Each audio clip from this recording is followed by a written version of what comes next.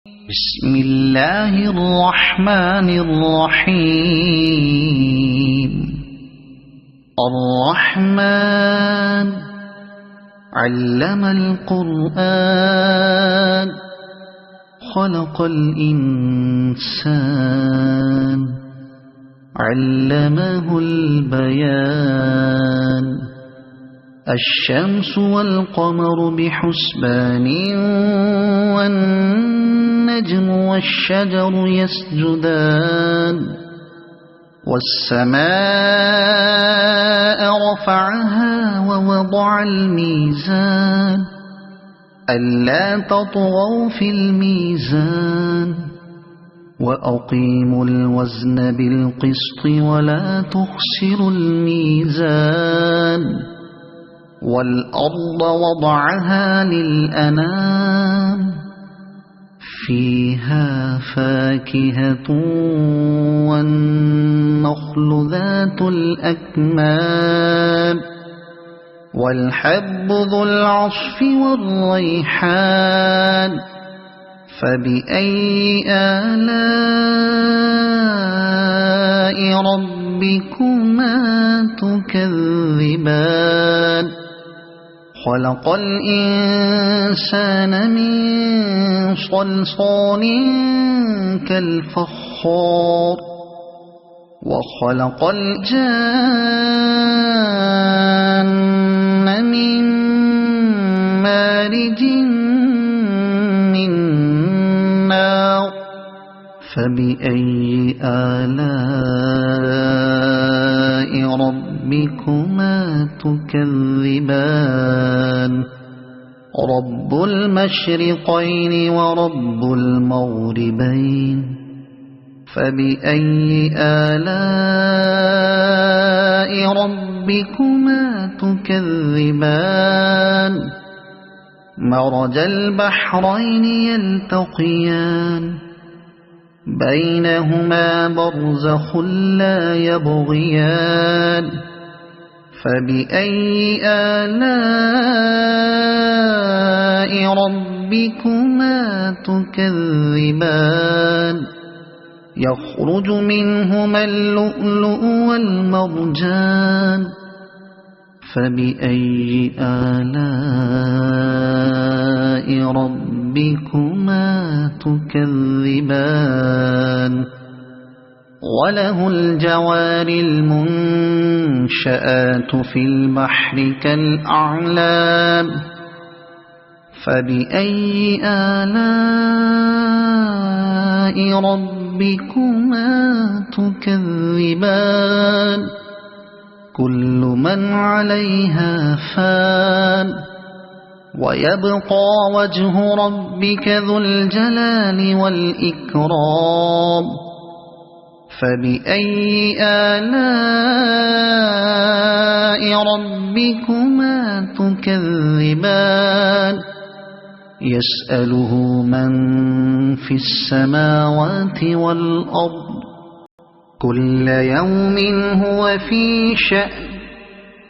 فبأي آلاء ربكما تكذبان. سنفرغ لكم أيها الثقلان. فبأي آلاء ربكما تكذبان. يا معشر الجن والإنس إن استطعتم أن تنفذوا من أقطار السماوات والأرض فانفذوا لا تنفذون إلا بسلطان. فبأي آلاء ربكما تكذبان.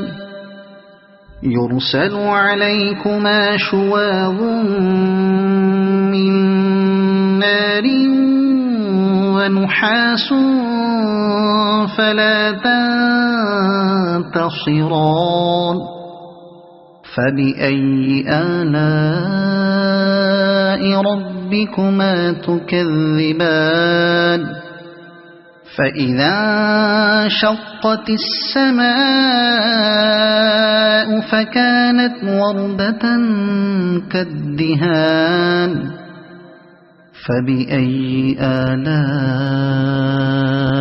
ربكما تكذبان فيومئذ لا يسأل عن ذنبه إنس ولا جان فبأي آلاء ربكما تكذبان يعرف المجرمون بسيماهم فيؤخذ بالنواصي والأقدام فبأي آلاء ربكما تكذبان هذه جهنم التي يكذب بها المجرمون يطوفون بينها وبين حميم آن فبأي آلاء ربكما تكذبان ولمن خاف مقام ربه جنتان فبأي آلاء ربكما تكذبان ذواتا أفنان فبأي آلاء ربكما تكذبان فيهما عينان تجريان فبأي آلاء ربكما تكذبان فيهما من كل فاكهة زوجان فبأي آلاء ربكما تكذبان متكئين على فرش بطائنها من استبرق وجنى الجنتين دان فبأي آلاء ربكما تكذبان فيهن قاصرات الطرف لم يطمثهن إنس قبلهم ولا جان فبأي آلاء ربكما تكذبان كأنهن الياقوت والمرجان فبأي آلاء ربكما تكذبان هل جزاء الإحسان إلا الإحسان فبأي آلاء ربكما تكذبان ومن دونهما جنتان فبأي آلاء ربكما تكذبان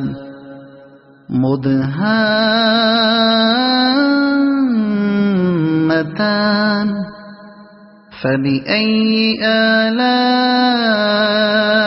ربكما تكذبان فيهما عينان نضاختان فبأي آلاء ربكما تكذبان فيهما فاكهة ونخل ورمان فبأي آلاء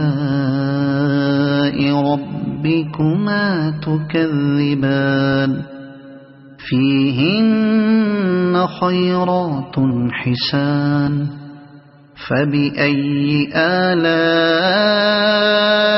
ربكما ربكما تكذبان حور مقصورات في الخيام فبأي آلاء